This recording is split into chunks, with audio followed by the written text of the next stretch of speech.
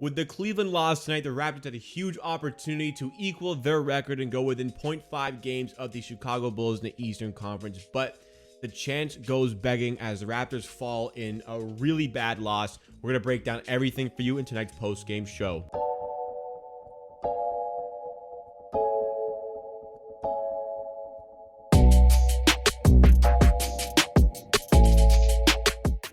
Welcome back, everybody, to Amateur Hour Clips, where we give you the best post-game show for the Raptors on YouTube for every single Raptors game. To keep you updated with all that great content, make sure you are subscribed to the channel. And as always, if you enjoy this one, make sure you like, support the channel, help other people reach this video. But let's get into it. I mean, this was a real bad night for the Toronto Raptors. It's one of those nights where it just completely falls apart. Things are not clicking. Siakam just out there on his own, not getting a ton of help here. And just a number of things go wrong here. Again, it was a huge opportunity that goes amiss. Really could have fought for that 5th position in the Eastern Conference.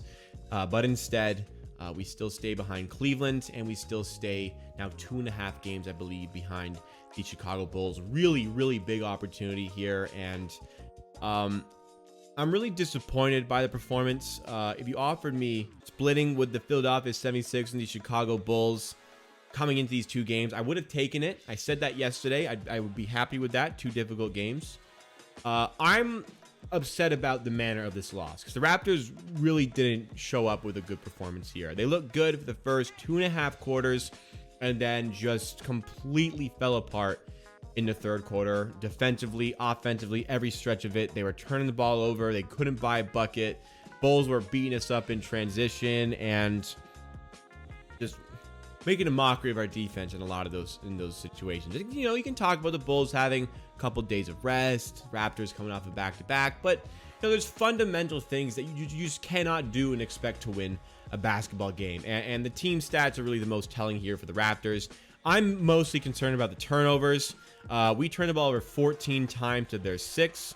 That got worse for the Bulls in the clutch. It was for most of the game 14-3. Raptors allow 29 points off of their turnovers. Chicago allow 5. That is the big one here. The Raptors, as far as the rebounding goes, they don't do that bad. They win the rebound battle. But the turnovers just killed us, and the shooting. I mean, what are you supposed to? How are you going to win NBA games shooting 18.8% from 3? 44 from the field is a pretty standard line for the Raptors, but the Bulls shoot well. They force turnovers, and naturally they beat us up. The scoreboard, I think, does us a little bit of justice. And it's just not good enough from a lot of our players. Siakam is out there on his own fighting for his life with an 8 for 14 shooting night. 22 points, looked great. And other than that, Birch was 5 for 9 with 11 points. I like that. Boucher, 8 for 14 with 19 points, 10 rebounds. I really like that. Fred, who's clearly not healthy, but with Gary Trent injured, the unfortunate burden is on Fred VanVleet to provide 3-point shooting, and he just didn't do that today. He hit, I think, a couple in the first quarter, if I'm not mistaken. And he finishes 3 for 12 from 3, just wildly inefficient tonight. Kept shooting. I really don't think he did a good enough job bringing other players into the game today, sadly. And it is what it is. Only 3 Raptors players hit a 3 tonight. Brooks had a couple. Boucher had 1. And VanVleet, again, with those 3. Nobody else hits a 3. Achua, who's been great from 3, goes 0 for 5. I really didn't like Nick Nurse's rotations here. I thought he kept on using Achua in stop-start situations, not playing him for extended periods, not letting him get into the game. But Achua also wasn't really dialed in from the shooting today. 9 rebounds, though, is nice. Barnes didn't really look like himself today with only 8 points, 3 for 9 shooting. Had a lot of really good looks that just weren't falling. Bad night really for a lot of guys. Bad night as a whole shooting. Bad night in the turnover department, and the Bulls beat us up. DeRozan just puts on a clinic. 11 for 14 from the field with 26 points. Ridiculous. Levine, 9 for 18 with 26. Vucevic even beats us up with 13 rebounds, 19 points, 7 for 17. Credit the Bulls. Their stars showed up and delivered, and they beat us down like that.